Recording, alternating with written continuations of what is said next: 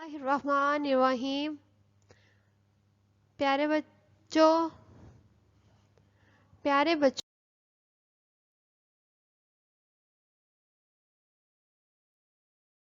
پیپرڈائن school net work کے YouTube channel میں آپ کو خوش آمدید کہتی ہوں۔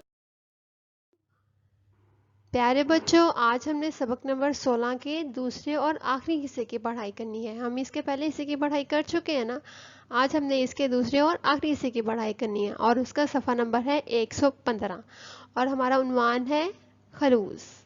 ٹھیک ہے، اس کے مقاصد کیا ہیں؟ اس کے مقاصد یہ ہیں کہ جب آپ اس سبق کو ختم کر لو گے تو آپ لوگ اس قابل ہو جاؤ گے، کئی سبق کا مفہوم جان سکو گے، نئے اور مشکل الفاظ کے معنی بھی جان سکو گے۔ یہ کیا ہے؟ خلوص۔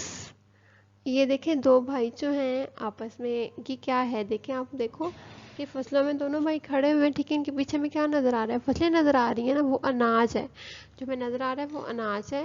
اور ایک بھائی نے اپنی جو فصل تھی، پکی ہوئی فصل کی گانٹھیں، وہ ساتھ ہی فصل تھی نا، اور اس کی فصل میں پھینک دی تھی کہ میرا بھائی جو ہے وہ غریب ہے، اس کی فصل اچھی نہیں ہوئی تو اس کی ضرورت پوری ہو جائے گی۔ ٹھیک ہے، ہم اس کو آج آگے پڑھیں گے۔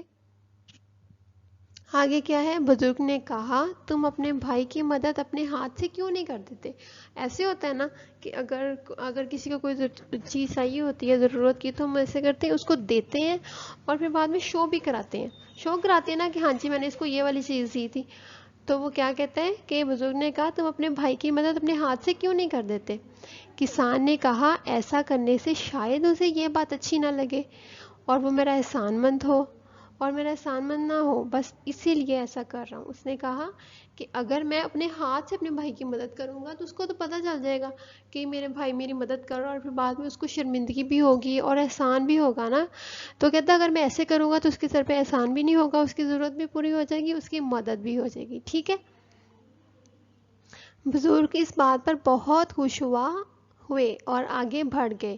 کچھ مہینوں کے بعد بزرگ کا پھر اسی راستے سے گزر ہوا دیکھا کہ وہ شخص جو چند ماہ پہلے اپنے چھوٹے بھائی کے کھیت میں اپنی پکی ہوئی فصل کی گانٹیں پھینک رہا تھا، اب چھوٹا بھائی اسی طرح اپنے بڑے بھائی کی آگے یہ دیکھیں، پہلے کیا تھا؟ پہلے ایک بھائی کی فصل پکی اور دوسرا بھائی جو تھا وہ غریب تھا۔ اس نے پہلے بھائی نے اپنی جو فصل تھی اس کی گانٹیں دوسرے کی کھیت میں پھینکی، اور اب جو ہے اب اس کا جو بھائی پھینک رہا تھا گانٹیں، اب وہ تھوڑا غریب ہو گیا، اب اس کی فصل اچھی نہیں ہوئی۔ جو دوسرا بھائی ہے وہ بھی ایسے کر رہا ہے، فصل کی گانٹیں جو ہے وہ دوسرے بھائی کے فصل میں پھینک رہا ہے کہ کھیت میں اپنی فصل کی گانٹیں رکھ رہا ہے۔ بزرگ نے اس سے پوچھا، تم ایسا کیوں کر رہے ہو؟ اس شخص نے جواب دیا، میرے بڑے بھائی کے چھوٹے چھوٹے بچے ہیں، اس بار اس کی فصل اچھی نہیں ہوئی، میں نے سوچا اس کا گزارا نہیں ہوگا، اسی لیے میں ایسا کر رہا ہوں۔ بزرگ دونوں بھائیوں کے خلوص سے بہت متاثر ہوئے، انہوں نے دونوں بھائیوں کے لیے اللہ تعالیٰ سے دعا کی۔ کہتے ہیں کہ بزرگ کی دعا اللہ تعالیٰ نے قبول کی، اس کے بعد دونوں بھائی مالدار ہو گئے۔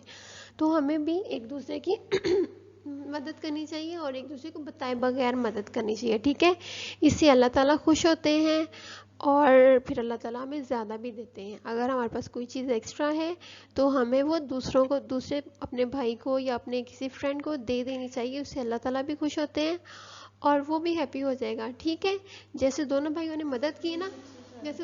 نے مدد کی بتائے بغیر، ایسے ہی ہمیں بھی ایک دوسرے کو بتائے بغیر ان کی مدد کرنی چاہیے۔ ٹھیک ہے، اوکے، گڈ بائے، اللہ حافظ۔ اگر آپ کو کچھ بھی سمجھ نہیں آئے گا میرے سے پوچھ سکتے ہو۔ گڈ بائے، شکریہ، اور مجھے بتائیے گا کہ آپ کو لیکچر میں میرے ساتھ مزہ آیا یا نہیں آیا۔